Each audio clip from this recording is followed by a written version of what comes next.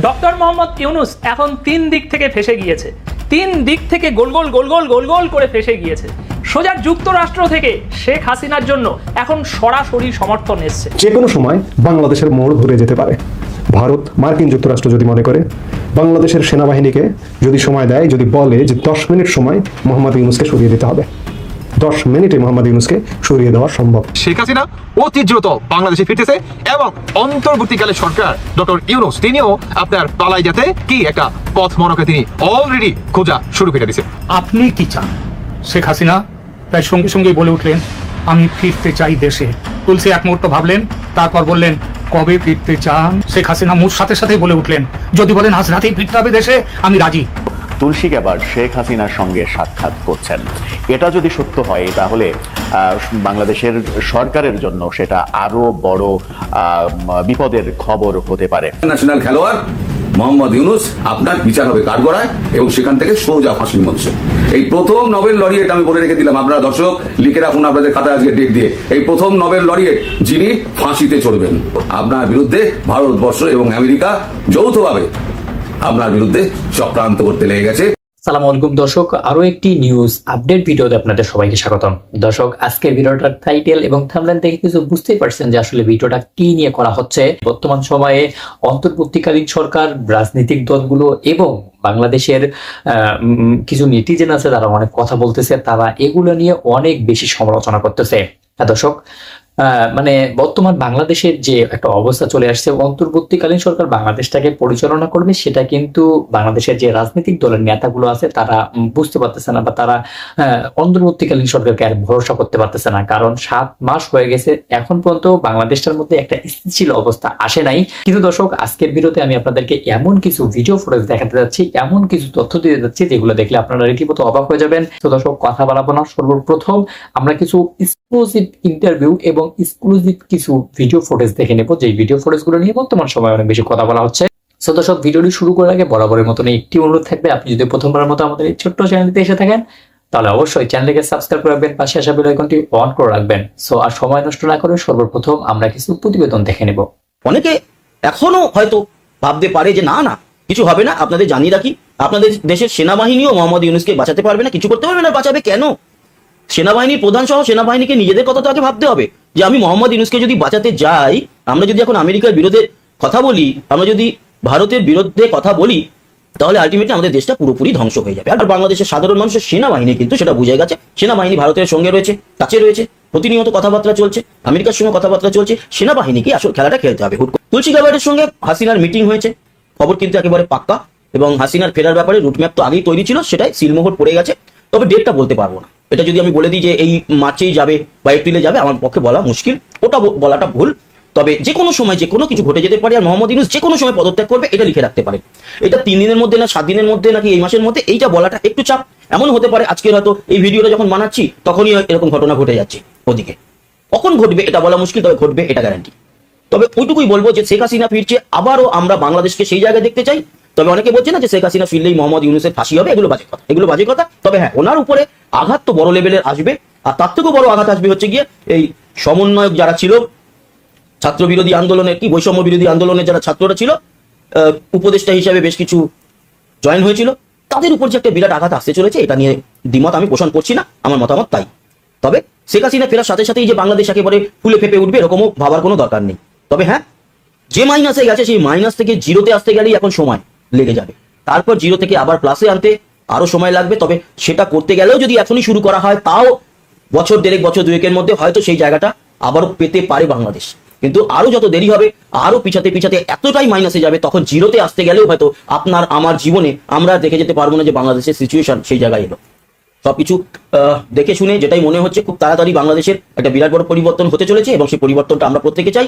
আমেরিকার তুলসী গাবার্ড তিনি আপনার বাংলাদেশের সাবেক প্রধানমন্ত্রী শেখ হাসিনা অতি দ্রুত তাকে প্রধানমন্ত্রী করেই বাংলাদেশে পুনরায় ফেরানোর একটা সম্ভাবনা আছে। এই ডোনাল্ড ট্রাম্পের যেই আপনার সরকার, এই সরকার আমাদের পৃথিবীতে যত কটা দেশ আছে সমস্ত দেশকে নিয়েই মনে করেন মাথা ঘামায়, কিন্তু এই প্রথম ডোনাল্ড ট্রাম্পের সরকারের মানে এত নিকটতম একজন ব্যক্তি আমাদের বাংলাদেশ প্রসঙ্গে তিনি মানে গভীরতর ভাবে আপনার দৃষ্টিভঙ্গি দিচ্ছে এবং খুব কঠিন ভাবে প্রতিটি পদক্ষেপ নিচ্ছে। আমাদের বাংলাদেশে জুলাই মাসের আন্দোলন থেকে শুরু করে আগস্ট মাসে যে গণহত্যা, মব জাস্টিস, দখলবাজিতা, মানে A to Z, ক থেকে চন্দ্রবিন্দু চান অব্দি যত যা কিছু হয়েছে A to Z সব কিছু খতিয়ে দেখা হবে। আমি ফেব্রুয়ারি মাসে বেশ কয়টা ভিডিওতে বলছিলাম যে আমেরিকা থেকে দেখতে পারবেন আপনার 1 থেকে 2 মাসের ভিতরেই বিশাল একটা চাপ আসতে যাচ্ছে, দেখতে পারবেন। অনেকেই ভুয়া বলছেন, 1 থেকে 1.5 মাসের আগে ভিডিওটা চেক করেন, তাহলে পাওয়া যাবেন। কি এখন কিন্তু সব কথা মিলে গেল, আলহামদুলিল্লাহ বলছিলাম। কিন্তু যাই হোক, এখন মেইন টপিকে আসি। আমাদের বাংলাদেশের এই অন্তর্বর্তীকালে সরকারের কি 12টা পুরা মনে করে একদম পুরা বাজে গেছে, পুরো একদম বর্দমে 12টা বাজে গেছে। অন্যদিকে আপনার শেখ হাসিনা, তিনি দেখবেন বর্তমান খুব মানে ফুরফুরা মেজাজে আছে। কেন আছে? কারণ তিনি জানে যে তিনি বা তার সরকারকে যেভাবে পতন ঘটাইছে একদিন না একদিন সেটা বিচার অবশ্যই হবে। কিন্তু ডোনাল্ড ট্রাম্প আসাতে সেই বিচারের আপনার প্রক্রিয়াটা আরো অনেক লক্ষ কোটি গুণ সহজ হয়ে গেছে। মানে যদি এভাবে বলি যে শেখ হাসিনার লাখ ফেভার করছে, আলহামদুলিল্লাহ। মানে আল্লাহর অশেষ একটা রহমত ছিল ভাই আওয়ামী লীগের প্রতি, এটা মানতেই হবে। কারণ যে আপনার ডোনাল্ড ট্রাম্প ক্ষমতায় আসাতে, আর কোনোভাবে যদি ভাই ডোনাল্ড ট্রাম্প ক্ষমতায় না আসতে পারতো তাহলে আওয়ামী লীগের 12টা বাজে যেত। এখন আপনার এই তুলসী গাবার তিনি বলছে যে বাংলাদেশে যে একটা জঙ্গি হামলা হয়েছে, এই অন্তর্বর্তীকালে সরকার কিংবা এই আপনার সরকারি চাকরি কুঠার আর মেধার যে একটা ওসিলা দিয়ে যে একটা জঙ্গি হামলা করছে, এদের প্রত্যেকটার বিচার হবে। মানে একজনকেও ছাড় দেওয়া যাবে না। আমাদের বাংলাদেশে যে একটা জঙ্গি হামলা চালাইছে কিংবা সংখ্যালঘুদের উপর আক্রমণ করছে, এখন পর্যন্ত মা বোনদের ইজ্জতের উপরে প্রতিনিয়ত হাইনার মতো হিংস্র মনে করেন জানোয়ারের মতো চাপিয়ে পড়তেছে না, এই প্রত্যেকটার বিচার করা হবে। এই অন্তর্বর্তীকালে সরকার আর সমন্বয়কারী কিংবা জামাত শিবির, হিজবুত তাহরীর যেই করে আছে সব করে দেখবেন তুলসী পাতা দিয়ে ইচ্ছা মতো মনে করেন ঘষবো, তুলসী পাতা দিয়ে ইচ্ছা মতো দুইবার মনে করেন দেখতে পারবেন অতি সেই নিকটের দিনটা ইনশাল্লাহ। আর এই বাংলাদেশের যে মনে করেন অবস্থা অন্তর্বর্তীকালে সরকার, এরা তো ফাঁসবই। উল্টো দিকে শেখ হাসিনা তিনিও বাংলাদেশের আপনার সাবেক নয় অনেকটা প্রধানমন্ত্রী হয়েই ফেরার একটা বিশাল একটা চান্স কিন্তু আপনার আছে। কেননা আমাদের বাংলাদেশের সংবিধান মেনে কোনো মানে কিছুই মনে করেন করা হচ্ছে না। উল্টো দিকে আমাদের বাংলাদেশের সংবিধান এখন পর্যন্ত কোনো কিছু চেঞ্জ করে নাই, এখন পর্যন্ত ইনস্ট্যান্ট নাও এখন পর্যন্ত বিন্দু পরিমাণ মনে করেন চেঞ্জ হয় নাই। মানে আপনি যদি বাংলাদেশের সংবিধানও মিলাতে চান কিংবা এই তাদের যে কুঠার নামে আন্দোলনটা সমস্ত কিছু যদি এই তুলসীবাট তিনি যদি মনে করেন আপনার করে তদন্ত করে, তাহলে কি বিশাল একটা আপনার ফলাফল আসবে আওয়ামী লীগের ক্ষেত্রে। ফেসবুকের নিউজ ফিডে একটা বয়ান কদিন ধরেই আমরা দেখতে পাচ্ছি। সেখানে বলা হচ্ছে আগামী 4 বছরে নির্বাচন হবে না, নির্বাচন হতে পারে 2028 বা 29-এর দিকে। এর মধ্যে ডক্টর ইউনূস আন্তর্জাতিক সমর্থন এবং সহায়তা নিয়ে তার দেশপ্রেমিক কিছু যোগ্য মানুষকে কাজে লাগিয়ে দেশটাকে এমন পর্যায়ে উন্নত এবং সমৃদ্ধ করবেন যা গত 54 বছর এদেশের মানুষ চেয়েছিল। এবং এই পুরো ব্যাপারটা হবে সেনাবাহিনীর প্রত্যক্ষ পরোক্ষ সহায়তায়। দেশে আর্মি শাসন আসবে না, কারণ আন্তর্জাতিক সহায়তা বন্ধ হয়, বরং আর্মির সহায়তায় ডক্টর ইউনূসই দেশ চালাবেন। ল অ্যান্ড অর্ডার দেখবে আর্মি, আন্তর্জাতিক সম্পর্ক এবং সহায়তায় দেশকে পুনর্গঠন করবেন ডক্টর মোহাম্মদ ইউনূস। 2008-এর মতো দুর্নীতির বিরুদ্ধে একটা হার্ডলাইন অ্যাকশনে যাবে সরকার। আওয়ামী লীগ, বিএনপি, জামাত, ছাত্রদের নতুন দল সব মিলিয়ে যেই দুর্নীতির সাথে জড়াবে তাকেই পিটাইয়া পিছের চামড়া তুলে ফেলবে। এই প্রসেসে বিএনপি জনপ্রিয়তা হারাবে, ছাত্রদের দল নিজেদের লোকের অন্যায় কন্ট্রোল করতে না পারলে তারা হাওয়ায় মিলিয়ে যাবে। সাধারণ শিক্ষার্থী সহ সাধারণ মানুষ যারা গণ অভ্যুত্থান করেছিল এবং সর্বস্তরের মানুষের কাছে ইউনূস সরকারের গ্রহণযোগ্যতা এবং জনপ্রিয়তা বাড়বে। দেশে ইন্ডাস্ট্রিয়াল লেভেলে বিনিয়োগ বাড়বে, বিদেশি বড় বড় কোম্পানি দেশে আসবে, আইন শৃঙ্খলা নিরাপত্তা অনেক গুণ বাড়বে, সরকারি সেবার মান বাড়বে, ঘুষ কমবে, দ্রব্যমূল্য নাগালের মধ্যে থাকবে, কর্মসংস্থান তৈরি হবে। গণতন্ত্র ব্যাহত হলেও মানুষ ভ্রুক্ষেপ করবে না। ভারত সব ষড়যন্ত্র ভুলে ন্যায্যতার ভিত্তিতে সম্পর্ক তৈরি করতে চাইবে। সরকারের বিশেষায়িত সংস্থা যেমন দুদক, মহাকাশ গবেষণা সংস্থা, 5 অধিদপ্তর, কারিগরি অধিদপ্তর, ওয়াসা, কৃষি অধিদপ্তর সহ স্বাস্থ্য অধিদপ্তর, বিদ্যুৎ অধিদপ্তর সমূহ ইত্যাদিতে আমলাতন্ত্র বন্ধ করে নেতৃত্বে পদায়ন করা হবে স্ব সেক্টরে অভিজ্ঞতা সমৃদ্ধ মানুষকে। কোথাও মহাপরিচালক, কোথাও এমডি, সর্বোপরি দেশটা আগাবে। শুধু এটুকু দোয়া করি উনি যাতে দীর্ঘজীবী হন। দেশ ওনার কাছে অনেক কিছুই পাওয়া বাকি। আমি যাদের কাছে বা যেসব আইডি থেকে এই স্ট্যাটাসটা দেখেছি সেখানে কোনো ক্রেডিট দেওয়া হয়নি যে এটা আসলে কার লেখা। একটি আইডিতে আমি দেখলাম সেখানে পিনাকি ভট্টাচার্যের নাম দেওয়া আছে। প্রিয় দর্শক, যাই হোক, আমি এই বিষয়টি ধরে আলোচনা করতে চাই। আরো 4 বছর ক্ষমতায় থাকবেন ডক্টর মোহাম্মদ ইউনূস, এটা কি আসলে আমাদের কাছে বিশ্বাসযোগ্য কিনা? তার আগে ডক্টর মোহাম্মদ ইউনূসের দুটো বক্তব্যকে আপনাদের সামনে রাখতে চাইছি। প্রথম বক্তব্য, এই দুটো বক্তব্যই সোমবারে দেয়া। প্রথম বক্তব্যটি হচ্ছে, তিনি বলেছেন বাংলাদেশ দুনিয়ার মাঠে খেলার খেলোয়াড়, ছোট মাঠে খেলার খেলোয়াড় না। স্বপ্নের সাথের বাংলাদেশ গঠনে সবাইকে দলবদ্ধ খেলোয়াড় হিসেবে খেলতে হবে। টিম ওয়ার্ক জরুরি এবং বাংলাদেশের যতগুলো টিম আছে তার মধ্যে সবচেয়ে গুরুত্বপূর্ণ হচ্ছে পুলিশ। সোমবার এই বক্তব্য তিনি পুলিশদের উদ্দেশ্যে দিয়েছেন। পুলিশের ঊর্ধ্বতন কর্মকর্তাদের সঙ্গে আইন শৃঙ্খলা পরিস্থিতি নিয়ে বক্তব্য দিয়েছেন তিনি। প্রধান উপদেষ্টা ডক্টর মোহাম্মদ ইউনূস আরো বলেন যে আমরা দুনিয়ার মাঝে খেলার খেলোয়াড়, আমরা ছোট মাছে খেলার খেলোয়াড় না। ওই যে বললাম বাংলাদেশ অপূর্ব একটা দেশ, সে দেশে যারা আমরা দুনিয়ার মাঝে খেলি আমাদের দেখে লোকে হাততালি দেয় যে এরা এসেছে। বাংলাদেশ নেমেছে এবার, ওরকম চাই ওরকম, এবং করতে পারি, আমরা বাস্তবে পারি, আমাদের সেই সুযোগ আছে। সেই সুযোগের কথা বারে বারে বলার চেষ্টা করছি, এই সুযোগগুলো যেন আমরা গ্রহণ করি। প্রিয় দর্শক, আরো কথা বলেছেন মোহাম্মদ ইউনূস। তিনি বলেছেন যে অতীত নিয়ে কান্নাকাটি করার দরকার নেই, নতুনের জন্য আমরা প্রস্তুত এবং করে দেখাবো। এটা মুখে বলার দরকার নেই, কাজে বলবো যে হ্যাঁ এই হলো নতুন বাংলাদেশের পুলিশ বাহিনী। প্রিয় দর্শক, এরপরে তিনি পুলিশের উদ্দেশ্যে আরো কিছু পরামর্শ দিয়েছেন। সোমবার তিনি তার বক্তৃতায় আরো গুরুত্বপূর্ণ কিছু কথা বলেছেন, যেমন আমরা যে স্ট্যাটাসটির কথা পড়লাম, যেটা আসলে ফেসবুকের নিউজ ফিডে সয়লাব হয়ে গেছে, সেই স্ট্যাটাসের সুতো ধরে আমি ডক্টর মোহাম্মদ ইউনূসের এই বক্তব্যটি সামনে রাখতে চাই।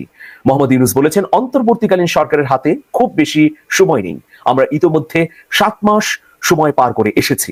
আমরা বলেছি ডিসেম্বরে নির্বাচন হবে, কাজেই কি কি সংস্কার করতে চাই করে ফেলতে হবে। প্রিয় দর্শক, এটা হচ্ছে তিনি নিজের আত্মসমালোচনা বোধ থেকে এই উচ্চারণগুলো করেছেন। হঠাৎ করেই কেন এই ধরনের আওয়াজ উঠল যে ডক্টর মোহাম্মদ ইউনূস আরো 4 বছর ক্ষমতায় থাকবেন? ইন্ডিয়া লিখছে, জাতীয় নিরাপত্তা উপদেষ্টা অজিত দোভাল এবং তুলসী গ্যাবার্ডের মধ্যে বৈঠক, সন্ত্রাসবাদ উদীয়মান হুমকি নিয়ে আলোচনা।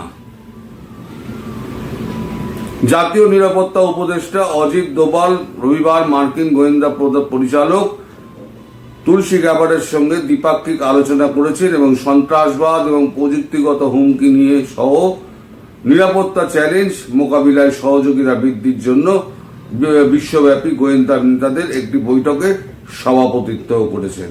যেটা বললাম, 20টা দেশের গোয়েন্দা প্রধানের সঙ্গে তাদের কথাবার্তা হয়েছে। সংবাদ সংস্থা পিটিআই জানিয়েছে, দোভাল এবং তুলসী গ্যাবার্ডের মধ্যে বৈঠকটি মূলত ভারত মার্কিন কৌশলগত অংশীদারিত্বের সাথে সামঞ্জস্যপূর্ণ গোয়েন্দা তথ্য ভাগাভাগি এবং নিরাপত্তা সহযোগিতা নিয়ে আলোচনা হয়েছিল এবং এটি একটি ভালো আলোচনা ছিল। গ্যাবার্ড গোয়েন্দা সম্মেলনের দিন দিল্লিতে তার 2.5 দিনের সফর শুরু করেছিলেন, যা জানুয়ারিতে শুরু হওয়া মার্কিন যুক্তরাষ্ট্রের দ্বিতীয় মেয়াদে ডোনাল্ড ট্রাম্প প্রশাসনের প্রথম উচ্চপদস্থ পর্যায়ের ভারত সফর হল। অংশগ্রহণকারীরা সন্ত্রাসবাদ, উদীয়মান প্রযুক্তির হুমকি এবং গোয়েন্দা তথ্য বিনিময় এবং সহযোগিতামূলক প্রচেষ্টার মনোনিবেশ করেছিলেন। অতিরিক্ত বিষয়গুলির মধ্যে ছিল ইন্দো প্যাসিফিক নিরাপত্তা, সন্ত্রাসবাদের অর্থায়ন বিরোধী, অর্থ পাচার প্রতিরোধ, প্রত্যর্পণ অভিবাসন সংক্রান্ত বিষয়গুলি। ভারতীয় কর্মকর্তারা বিদেশ থেকে ভারত বিরোধী কার্যকলাপ সম্পর্কে উদ্বেগ প্রকাশ করেছিলেন, যার মধ্যে খালিস্তানপন্থী উপাদানগুলিও অন্তর্ভুক্ত ছিল। এই যে ভারতীয় কর্মকর্তারা বিদেশ থেকে ভারত বিরোধী কার্যকলাপ, এর মধ্যে কিন্তু বাংলাদেশ পড়ে এবং আমেরিকায় থাকা যারা খালিস্তানপন্থী আছে তারাও এর মধ্যে পড়ে যায়।